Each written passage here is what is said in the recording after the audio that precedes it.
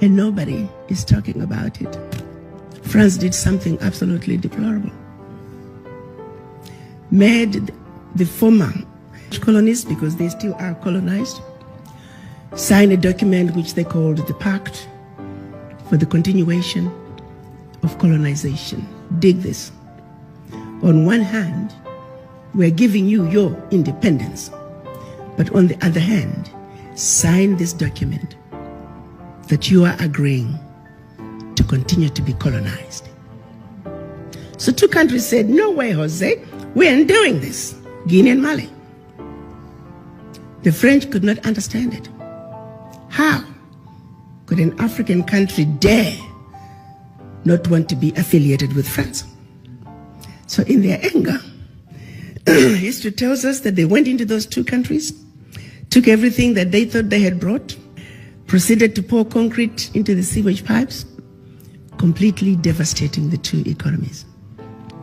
This was also done as a way of letting the other countries know that should you refuse to sign this document, this is the fate that awaits you. So the rest of the countries signed. The Pact for the Continuation of Colonization remains in place. What is special about this? The Pact for the Continuation of Colonization said, 1, you shall deposit 85% of your bank reserves with the French Central Bank under the control of the French Minister of Finance. The French government will take all your monies, collectively invest your monies in the French stock market under the French name. And you don't have to know what the returns are. Should you wish to access some of your money, keep in mind that countries are now left with only 15% of their reserves. You have to submit your country's financial report. And if approved, you get to access up to 20% of your deposits from the previous year as a loan at commercial interest rates. I'm going to repeat that. Should you want to access some of your own money, you have to submit your own country's financial report. And if approved, you get it as a loan at commercial interest rate. So you go from having a humongous credit with France to now owing France for borrowing your own money, a loan that you'll never be able to finish paying.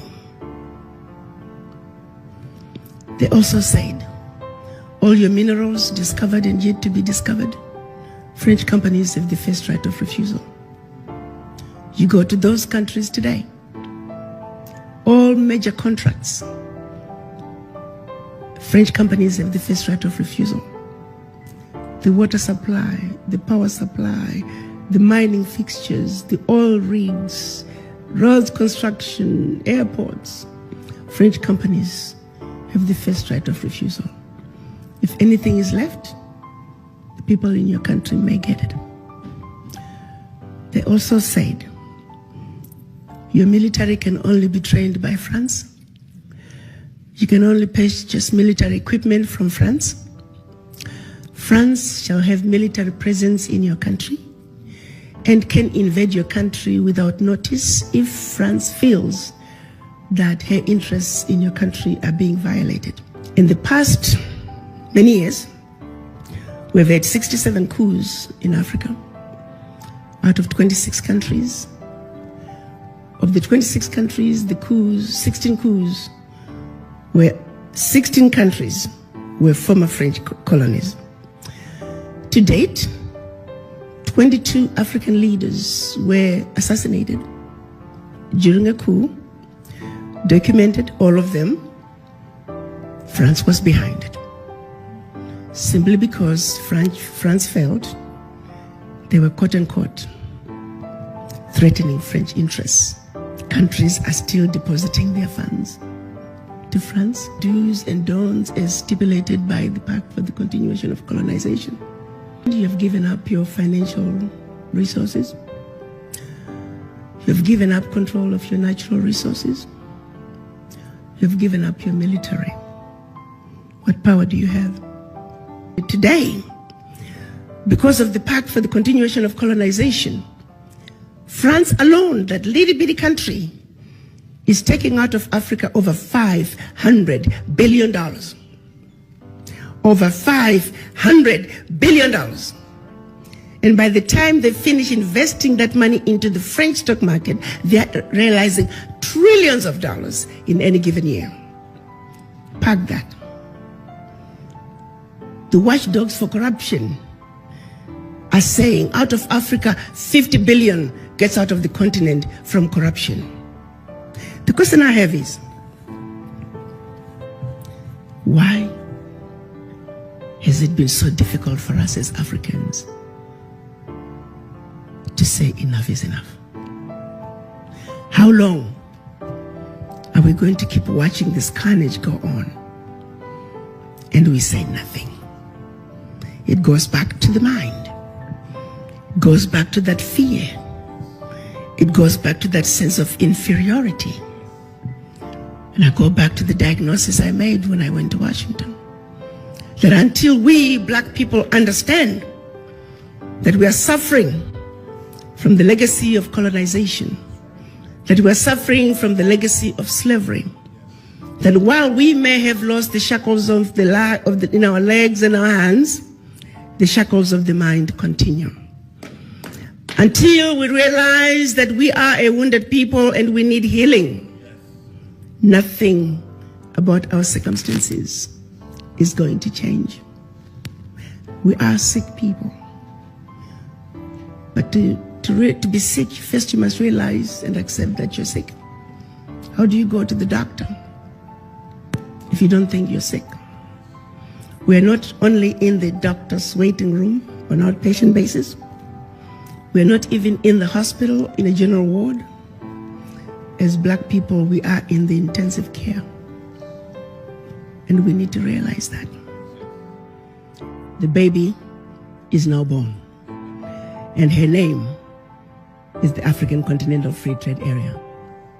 You see, the children of Africa must realize that now we need diapers, we need formula, there are going to be sleepless nights, this baby is going to cry, this baby is going to throw tantrums. We need to be ready to take care of this baby. Africa is on the move. The question is, are the children of Africa ready to step up and take what is rightfully yours? You got to understand, around the globe, as black people, the reason we are so disrespected is because we're poor.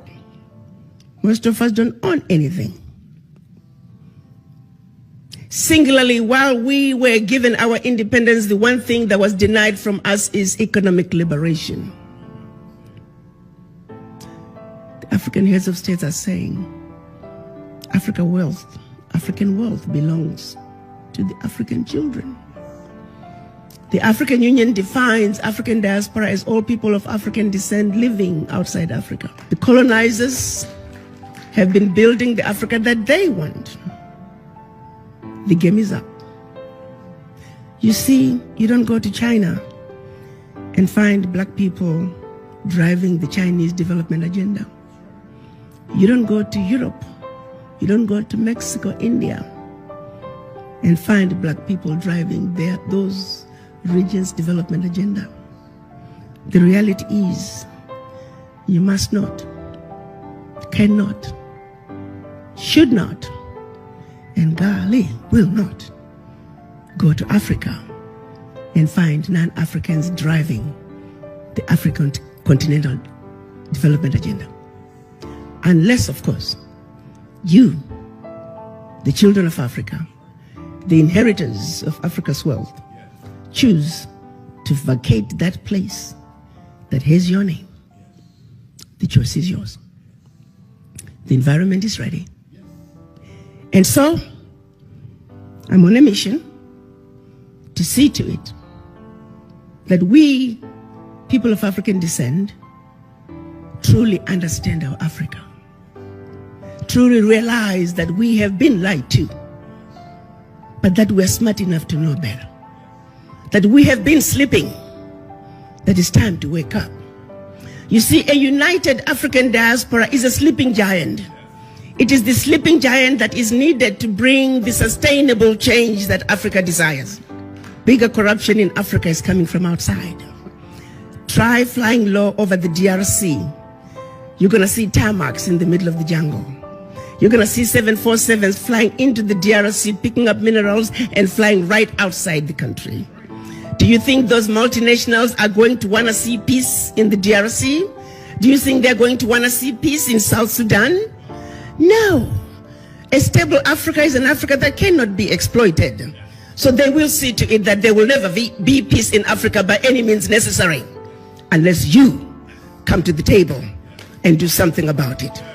For a continent that doesn't have a single gun manufacturing company, we simply have endless supply of guns. How? How is this okay that Africa continues to be exploited? And how is it okay that the world has watched as France is taking cold, hard cash out of Africa? How is this okay? I want to know. United Nations, answer that. Secretary General Guterres, answer that. When you all meet every year in New York, what are you talking about? That is our reality. No more shall we continue to be ignorant. Our eyes are open. We know our Africa. We are going to reconnect with our roots. African Americans, you must understand there is a void that is deep in each and everyone's subconscious. It is a void that affects everything you do. First, you must understand you have that void. In this country, with the exception of the American Indians, everybody is a foreigner. And everybody has their roots outside the United States. And the rest of the races are connected to their roots, with the exception of the African Americans. You're too busy running away from your roots. You're busy denying who you are. Well, guess what? It is what it is. You are an African, and Africa is home. And the sooner you wake up and realize and accept that Africa is home, the sooner you are going to fill that void. For as long as that voice is in you, you're always going to be like a ship without an anchor. The wind blows this way, here you go. The wind blows the other way, here we go. Find your base. Go home. Africa is where you belong. And Africa is where your roots are. Thank you. We stand alongside you and we support your mission and your fight. Please accept this as a small token of our appreciation. But as I began to make a diagnosis, I analyzed the situation, and my final assessment was that the ignorance that the world has about Africa is the disease that I must fight. So I set out to have a plan, and I began implementation. Because it is only when that disease is treated, it is only then and only then can we embark on a true healing path for Africa and her children. The African Continental Free Trade Area is creating an economy that's $3 trillion with a workforce intra-Africa of 1.27 billion. An environment that you can spread and grow your business like wildfire from one country to the other. The borders that have kept us from trading with each other as African countries are in the process of being melted as we speak.